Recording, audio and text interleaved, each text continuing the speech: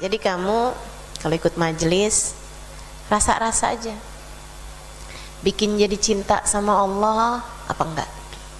Bikin jadi cinta sama Nabi Muhammad, apa enggak? Kalau kamu hadir, kamu dengerin seseorang, enggak bikin kamu cinta sama Nabi Muhammad, oh berarti bukan jalannya nih. Sebab kenapa? Sebab habisnya asyhadu an la ilaha illallah, ada asyhadu anna Muhammad Rasulullah. Saya ikutan pengajian nih, orangnya nyampein dalil-dalil, hadis-hadis segala macem, tapi bilangnya kalau kita pergi ke Madinah nggak usah ziarah ke makam Nabi Muhammad karena Nabi Muhammad sudah mati. Kok kayak rada gimana ya? Bilangnya ibunda Nabi Muhammad di neraka, kok rasa gimana ya? Sholawatan sama Nabi Muhammad bid'ah, tapi kok rasanya kayak nggak pas ya? Kok saya hadir satu majelis orangnya bawa ayat, bawa hadis, akan tetapi kok hati saya jadi kekeringan, kayak nggak ada rasa cintanya sama Nabi Muhammad. Oh, balik arah, keluar aja. Kenapa gitu? Sebab habis asyhadu alla ilaha illallah, ada Allah kasih tahu dari sejak kita keluar dari atas muka bumi ini tentang asyhadu anna Muhammad Rasulullah. Kurang apa Allah cintanya sama kita, teman-teman? Lahir aja udah langsung digituin. Hayya 'alas shalah. Nak, anakku sayang, mari menuju kepada sholat. Hidupmu adalah untuk itu, nak. Mari menuju kepada sujud. Hidupmu adalah untuk itu, nak. Mari menuju taat padanya. Hidupmu adalah untuk itu, nak. Allah udah langsung ngasih tahu sebelum kamu sempat nanya-nanya. Dari kamu keluar di atas muka bumi ini, Allah udah ngasih tahu buat apa kamu hidup. Kamu hidup sebentar, buat apa? Buat sujud. Kamu hidup sebentar, buat apa? Buat taat. Kamu hidup sebentar, hidup cuman sebentar, cuman mampir, teman-teman. Mampir apa? Mampir sujud di atas muka bumi ini dari tahun sekian sampai tahun sekian. Mampir taat sama Allah. Mampir kangen sama Allah. Mampir cinta sama Allah.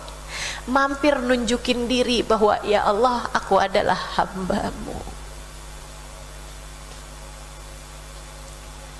Hayya 'alas shalah, hayya 'alal falah.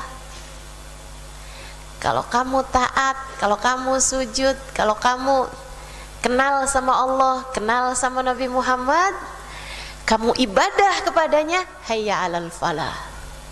Kamu menuju kepada keberuntungan hidup. Dikasih tahu hasilnya. Kamu sholah, kamu falah. Gitu, teman-teman saudaraku sekalian. Begitu sangat cintanya Allah Subhanahu wa taala kepadamu. Dikasihnya kepada hatimu iman, balas gratis, teman-teman saudaraku sekalian. Balas itu apa sih, Ustazah? Balas itu pakai shin ya. Bila syai, orang Arab suka nyebut sesuatu kalau gratis balas. Saya ngerasanya kayak enak aja gitu nyebutnya. Sehingga sekalian saya muliakan, Allah ngasih sama kita hal-hal yang indah-indah, yang gak dikasihnya sama yang lain-lain. Karena kamu begitu beruntung, karena kamu begitu dicinta. Subhanallah, subhanallah. Kitanya malah nyoba-nyobain yang lain-lain. Kitanya malah, tapi kayaknya enak loh itu. Kenal-kenal rasa cinta sama orang, kenal-kenal rasa cinta sama manusia. Akhirnya kemudian kita bergeser dari cinta kepada Allah, jadinya cinta sama orang. Apa yang Allah Subhanahu wa taala lakukan pada saat itu? Allah jadikan hatimu kecewa, karena Allah mau kamu hanya cinta padanya. Sebegitu sayangnya Allah sama kamu, teman-teman. Berapa banyak kamu kecewa sama cinta manusia? Nggak pernah apa? Kecewa sama cinta sama manusia? Sering kan? Tapi dapetin nggak pelajarannya? Kok saya kecewa ya? Kalau gitu cari yang lainnya. Kata Allah, ya kagak ngerti-ngerti nih orang. Nih hamba satu nih nggak ngerti-ngerti. Akhirnya kemudian kayak gimana? Dikecewain lagi sama Allah. Terus ngomongnya kayak gimana? Semua laki-laki ternyata sama. Ya tambah nggak ngerti nih. Allahnya bilang, nih hambaku yang satu ini kok nggak ngerti juga sih. Kamu aku kenalkan cinta untuk membuatmu tahu bahwa hatimu bisa secinta itu. Kemudian aku kecewakan untuk aku kasih tahu kepadamu bahwa cintamu seharusnya bukan kepada dia, akan tetapi kepadaku. Kamu belum mengerti juga, aku kenalkan kamu kepada cinta yang lain untuk kemudian aku kecewakan kamu. Makanya teman-teman saudara sekalian, kenapa ujian di atas muka bumi ini selalu berasal dari yang kamu cintai. Yang cintanya mah harta, waduh terus tuh ujiannya datangnya dari harta.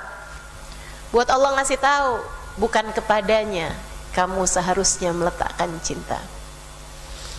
Kalau kemudian cintanya mau orang, gitu kan ya, Allah akan terus kecewakan kamu teman-teman. Kenapa gitu? Karena Allah SWT mau kamu belajar dari itu, bahwa bukan kepadanya cintamu seharusnya tertuju. Jadi cara buat kamu cinta sama Allah SWT yang nomor satu, fadkuru ala Allah. Ingat-ingatin terus nikmatnya Allah SWT. Nikmat tuh baik yang emang kamu tahu itu nikmat, kamu berasa nikmat, atau yang seperti tadi saya sampaikan, sebenarnya kekecewaan, tapi sejujurnya itu adalah nikmat dari Allah SWT buat mengembalikan kamu kepada jalur yang sebenarnya. Kita dikasih sakit sama Allah SWT, itu nikmat dari Allah. Kenapa gitu? Biar kamu inget enaknya sehat, biar kamu dosanya diampuni, biar kamu naik derajat.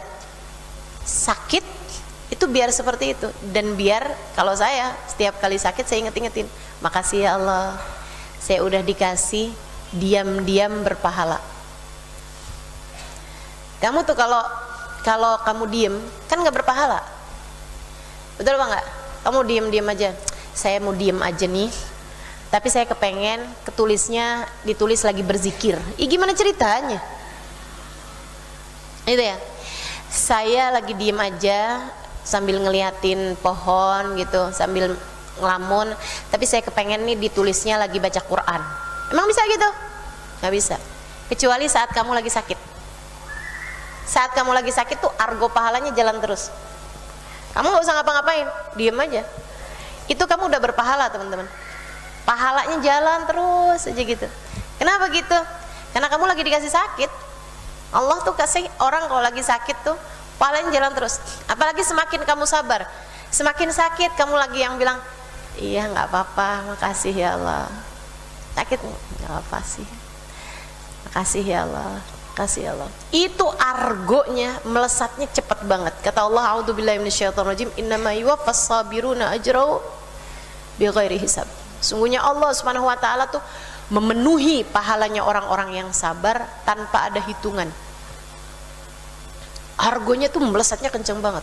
Semakin kamu sakit dan semakin kamu mengingat Allah Subhanahu wa taala dalam sakit kamu, kemudian kamu bersabar, nggak ngeluh, nggak ngomong yang nggak bagus gitu ya, nggak yang kamu menghujat-hujat siapa misalnya kayak gitu, apalagi nyalah-nyalahin Allah, itu sih jadi nggak berpahala, malah jadi berdosa. Tapi kamu semakin sabar, semakin paham, semakin ngerti gitu, semakin kamu merasa sakit tuh argonya tambah kenceng banget jalannya teman-teman, argo pahalamu di sisi Allah. Maka kalau kamu paham ini, jangankan saat sehat, saat sakit pun kamu semakin dekat, semakin cinta dengan Allah Subhanahu wa taala, dan kamu semakin beruntung. Gitu. Fadkuru ala Allah la'allakum tuflihun. Kata Allah SWT, ingat-ingatlah nikmat dariku, maka kalian akan beruntung. Ustazah, gimana caranya cinta sama Allah SWT? Yang kedua, tadi inget-ingetin nikmat dan karunia dari Allah SWT bikin kamu pasti jadi tambah cinta sama Allah SWT. Yang kedua, gimana caranya biar saya semakin cinta sama Allah SWT? Hadiri kajian. Kamu sekarang pasti tambah cintanya sama Allah. Kenapa gitu? Karena kamu hadiri kajian. Hadiri kajian yang mengingatkanmu kepada Allah SWT. Itu teman-teman, rasanya emang beda. Gitu ya. Cari orang-orang yang udah kenal sama Allah SWT, yang udah gede cintanya sama Allah SWT. Cari orang-orang yang belajar bukan asal belajar gitu. Cari orang-orang yang bukan asal nyampein, akan tapi nyampein rasa. Teman-teman saudaraku sekalian yang saya muliakan, karena saya belajar dari orang-orang yang punya rasa, maka mudah-mudahan saya bisa mengalirkan rasa. Demikian pula dengan dirimu. Kalau kamu udah punya rasa cintanya pada Allah, pada Nabi Muhammad, kamu nyampein sesuatu kepada anak-anak kamu, anak-anakmu akan merasa rasanya, teman-teman. Akan merasa rasanya. Jadi kalau kamu tanya sama saya gitu, Ustazah gimana caranya biar saya bisa cinta sama Allah SWT, kamu mesti duduk, kamu mesti ikut, kamu mesti bersama dengan orang yang sudah punya rasa yang sama. Gitu ya. Itu dengan kamu duduk bersama dengan mereka, tuh kamu kayak lagi nih ya, kayak kamu lagi dikasih, misalnya gitu, ada orang-orang yang bisa ngomong kayak begini nih, buah-buahan tuh rasanya enak loh gitu. Ada orang-orang yang bisa ngomong kayak begitu. Tapi kalau kamu duduk dengan orang yang punya rasa, itu sama kayak kamu pergi ke tukang buah, kemudian tukang buahnya itu ngasih tahu, ini loh dukuh, cobain gitu. Kamu bisa langsung ngerasain rasanya dukuh dengan kamu duduk bersama dengan orang yang sudah memiliki rasa tersebut, teman-teman sekalian.